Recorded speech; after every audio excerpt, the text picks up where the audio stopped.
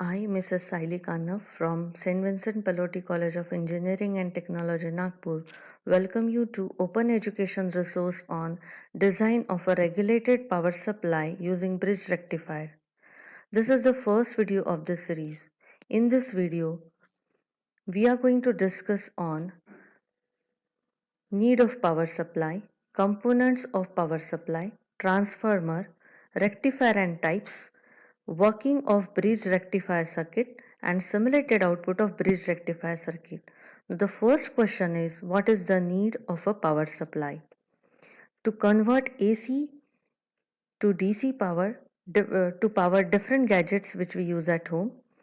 All electronic circuits need smooth DC power supply in order to function correctly, and circuits which use digital ICs also need power supply to be regulated, and the battery power supply may not be economical.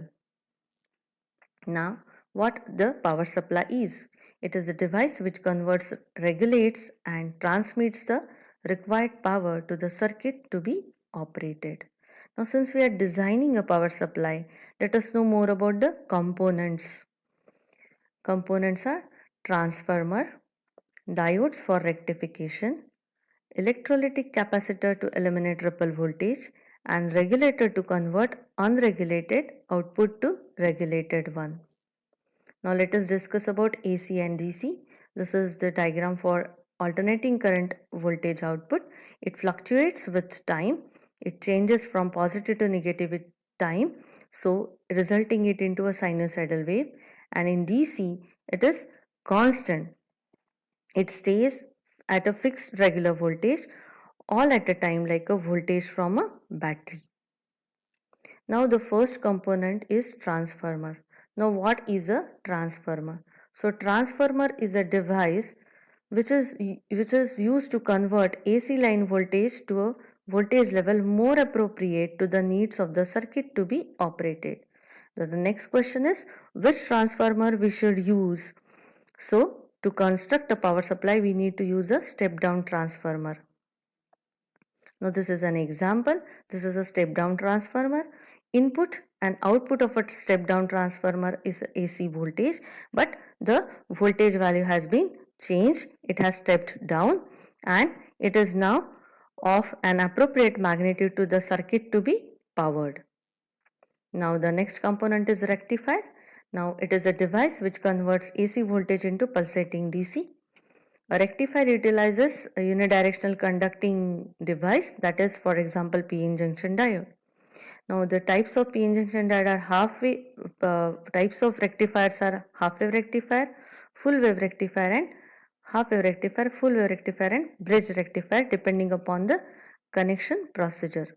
Now half wave rectifier, we connect only one diode and it conducts only in positive, because in positive, during positive half cycle of AC signal, it is forward bias, but it is not sufficient. So we'll use a full wave bridge rectifier in which the diodes are connected like this. Now let us see how the working of a full wave bridge rectifier. Now in full wave bridge rectifier, let us focus on positive half of AC cycle. These two diodes are in forward bias mode, so they conduct and gives us this output. And when they are when the polarity is changed, these diodes becomes reverse bias and they act as a open connection, so resulting into no current. Now in negative half cycle, the remaining two diodes are in forward bias and gives us the output for the negative half cycle. So the output of bridge rectifier is this. This is a bridge rectifier. The output is this. So but you can see this is it has a very high ripple. So now to remove this ripple, we'll have to connect some other component. So now let us see this simulation of a bridge rectifier circuit in power supply, which is using a sim. Now this is the transformer and this is the bridge using 4 diodes, which is 1N4001, which is very good for the low frequencies, that is 50 Hz to 60 Hz. Now as you can see, this is the input this is the output of a transformer, which is a sinusoidal wave, and this is the output of the bridge rectifier. It has a very high ripple factor.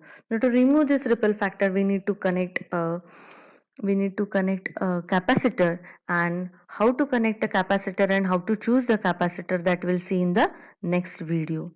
Now from this video you should be able to answer these questions. What is the need of the power supply? What are the components of a power supply? Now, why we use step down transformer in power supply? What are the rectifiers? And explain the working of a bridge rectifier. Thank you.